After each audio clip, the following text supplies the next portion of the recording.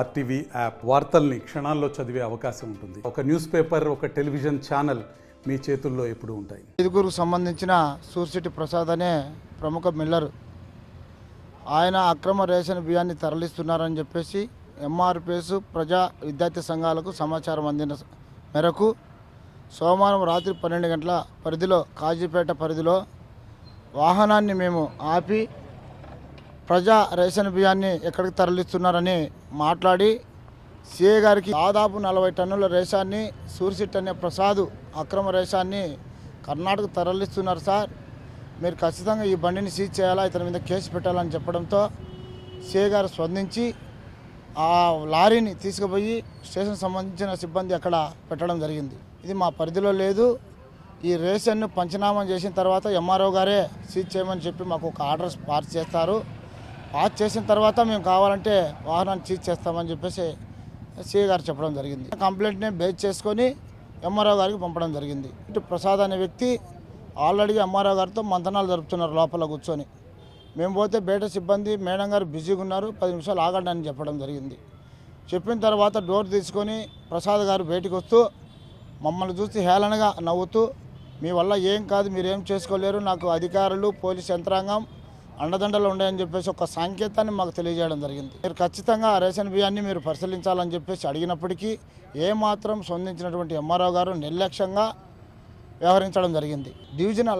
Divisional అధికారి RDO గారికి మేము సమాచారం అందించాం. సూర్సిటీ ప్రసాద్ 3 రాష్ట్రాల పోలీస్ యంత్రాంగాన్ని, చెక్ పోస్టులను, రెవెన్యూ అధికారులను మెయింటెనెన్స్ చేస్తూ ఉన్నాడు. మరి దాదాపుగా ఈ వారంలో 4 సార్లు లారీలను తరలిస్తూ ఉన్నాడు. అంటే 40 టన్నుల చొప్పున వారంలో 4 లారీలు తరలిస్తూ ఉన్నారు. జిల్లా యంత్రాంగాన్ని, రెవెన్యూ యంత్రాంగాన్ని, పోలీస్ యంత్రాంగాన్ని, ఎంఆర్పిఎస్ తరఫున, విద్యార్థి సంఘాల తరఫున ఒకటే మేము డిమాండ్ చేస్తూ ఉన్నాం. అతని దగ్గర ఏదైతే బిల్లులు ఉన్నాయో, అతని దగ్గర ఏదైతే నిజంగా బిల్లులు ఉంటే ఆ రోజు లారీని పట్టుకున్నప్పుడే పోలీసులతో ఆ బిల్లులు వచ్చి చూపించి ఉండేవాడు. బుధవారం పంచనామా జరిగిన తర్వాత ఇది రేషన్ బియ్యం అని నిర్ధారణ చేసిన తర్వాత నా దగ్గర హైకోర్టు బిల్లులు ఉన్నాయని చెప్పేసి దొంగ బిల్లులు తెచ్చి చూపిస్తూ ఉంటే ఆ దొంగ బిల్లులు ప్రసాద్కు అధికారులు కూడా ఒత్తాసు పలకడం సమంజసం కాదని చెప్పేసి ఎంఆర్పిఎస్ తరఫున డిమాండ్ చేస్తున్నాం. తక్షణమే ప్రసాద్ మీద క్రిమినల్ కేసు నమోదు చేసి డిఎస్ఓ గారు కూడా స్పందించి, కలెక్టర్ గారు కూడా స్పందించి ఖచ్చితంగా ప్రసాద్ రైస్ మిల్లుని సీజ్ చేసి రేషన్ బియ్యాన్ని కాపాడాల్సిందిగా ఎంఆర్పిఎస్ తరఫున డిమాండ్ చేస్తున్నాం. రైసు బియ్యం మాఫియాకు ఈరోజు మైదుకూరు నియోజకవర్గం, మైదుకూరు పట్టణం కేంద్ర బిందువుగా ఈరోజు నిలుస్తున్నటువంటి పరిస్థితి ఉంది. గతంలో కూడా మైదుకూరులో అనేకమైన దఫాలుగా అనేకమైన సార్లు రైసు బియ్యాన్ని అక్రమంగా తరలించే సందర్భంలో అధికారులు పట్టుకోవడం జరిగింది. పట్టుకున్నా కానీ అది యథేచ్ఛగా మళ్ళీ యథావిధిగా ఈరోజు కొనసాగుతున్నటువంటి పరిస్థితి ఉంది. అక్కడ సూర్సిటీ ప్రసాద్ అనే ఒక వ్యక్తి ఈ రైసు బియ్యం అక్రమ రవాణా మాఫియాకు లీడర్గా ఈరోజు వ్యవహరిస్తున్నటువంటి పరిస్థితి ఉంది. ఈరోజు లేటెస్ట్గా కూడా 2 రోజుల క్రితం ప్రజా సంఘాలు, విద్యార్థి సంఘాలు, యువజన సంఘాల ఆధ్వర్యంలో ఆయన అక్రమంగా తరలిస్తున్నటువంటి రైసు బియ్యాన్ని పట్టుకోవడం జరిగింది. ఆ పట్టుకున్న వెంటనే ఆయా పరిధిలో ఉన్నటువంటి పిఎస్ దృష్టి తీసుకుపోయి, అక్కడే సిఐ, ఎస్ఐ వాళ్ళ దృష్టి తీసుకుపోయి వాటిని పట్టడం జరిగింది. అట్లాగే అక్కడున్న అధికారులకు సంబంధించిన తహసీల్దార్ గారి దృష్టికి తీసుకుపోయి వాటిని అరికట్టాలని చెప్పేసి, వాటిని పరిశీలన చేయాలని చెప్పేసి ప్రజా సంఘాలు, విద్యార్థి సంఘాల నాయకులు డిమాండ్ చేయడం జరిగింది.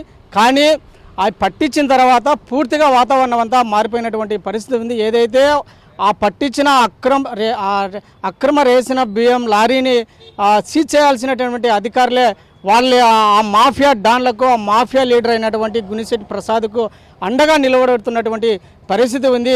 మండలానికి సంబంధించిన తహసీల్దారు సీజ్ చేసి పరిశీలన చేయాల్సినటువంటి బాధ్యత నుండి తప్పుకొని ఆయనకు సపోర్ట్గా నిలబడుతున్నటువంటి పరిస్థితి కనపడతా ఉంది. అలాగే ఏదైతే గతంలో అక్కడ ఉన్నటువంటి ఎమ్మెల్యే అంటే పుట్టా సుధాకర్ యాదవ్ ప్రతిపక్షంలో ఉన్నప్పుడు మాత్రము గునిశెట్టి ప్రసాద్ అక్రమార్కుడు, దుర్మార్గుడు, లేకపోతే ఇవన్నిటినీ ఇట్లాంటి బియ్యాన్ని సరఫరా చేస్తూ అక్రమంగా సంపాదిస్తున్నాడని చెప్పేసి ఆ రోజు పెద్ద ఎత్తున ప్రచారం చేసి ఈ దుర్మార్గాలన్నింటినీ మేము అధికారంలోకి వస్తే మేము వీటిని అరికడతామని చెప్పి ఆయన పైన క్రిమినల్ కేసు నమోదు చేయించి ఆయన్ను మేము ఆయన జైలు పంపించామని చెప్పేసి ఆ రోజు ప్రతిపక్షంలో ఉన్నప్పుడు మాత్రం పెద్దగా మాట్లాడినటువంటి పుట్టా సుధాకర్ యాదవ్ అధికారంలోకి వచ్చిన తర్వాత ఎమ్మెల్యే అయిన తర్వాత ఈరోజు మళ్ళీ అట్లాంటి ప్రసాద్కి ఈరోజు సపోర్ట్ చేస్తున్నటువంటి పరిస్థితి బహిరంగంగా కనపడుతున్నటువంటి పరిస్థితి. ఈరోజు బహిరంగంగా కనపడుతున్నటువంటి పరిస్థితి కాదు, నిన్న ఏదైతే లారీని పట్టుకున్న సందర్భంలో లేకపోతే ఆ లారీ పట్టుకొని ఆ లారీని సీజ్ చేయాలని చెప్పేసి ప్రజానాయకులందరూ అక్కడ డిమాండ్ చేస్తున్న సందర్భంలో ప్రసాద్ బహిరంగంగా చెప్తున్నటువంటి పరిస్థితి.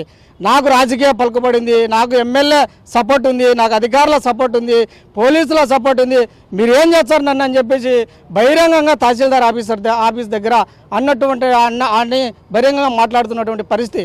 అంటే అట్లా ఒక మాఫియా మనిషిలా సూరిశెట్టి ప్రసాద్ ఆ రోజు ఆడ బహిరంగంగా మాట్లాడుతున్నాడంటే ఈరోజు ఎమ్మెల్యే మాఫియాల వైపు నిలబడతా ఉన్నాడా, లేకపోతే పేదల ప్రజలకు ఏదైతే చెందాల్సినటువంటి ప్రజా పంపిణీ వ్యవస్థకు సంబంధించి లేకపోతే రేషన్ బియ్యాన్ని పేదలకు అందించాల్సినటువంటి పేద ప్రజలకు అన్యాయం జరుగుతూ ఉంటే అట్లాంటి పేద ప్రజల వైపు నిలబడుతున్నారా అని చెప్పి ఈ సందర్భంగా మేము మైదుకూరు ఎమ్మెల్యేను పుట్టా సుధాకర్ను బహిరంగంగా లేకపోతే మేము అడుగుతా ఉన్నాం. మరిన్ని వీడియోస్ కోసం ఛానల్ ని సబ్స్క్రైబ్ చేయండి, లేటెస్ట్ అప్డేట్స్ కోసం వాట్సాప్ ఛానల్ ని ఫాలో చేయండి అండ్ లింక్ డిస్క్రిప్షన్ లో ఉంది.